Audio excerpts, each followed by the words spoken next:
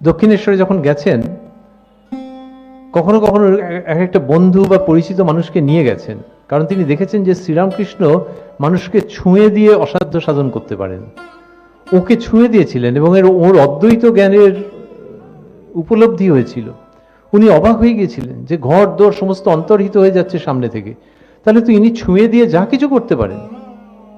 এমন এমন লোককে নিয়ে গেছেন যে শ্রীরামকৃষ্ণ জনান্তিকে বলেছেন, নরেন এসেছে খুব আনন্দের, কিন্তু এ একটা কাকে ধরে নিয়ে এলো, যে তাকে উনি কি করবেন। কিন্তু নরেন্দ্রনাথের ইচ্ছেটা হচ্ছে যে একবার যদি ছুঁয়ে দেন তাহলে লোকটা ভালো হয়ে যাবে।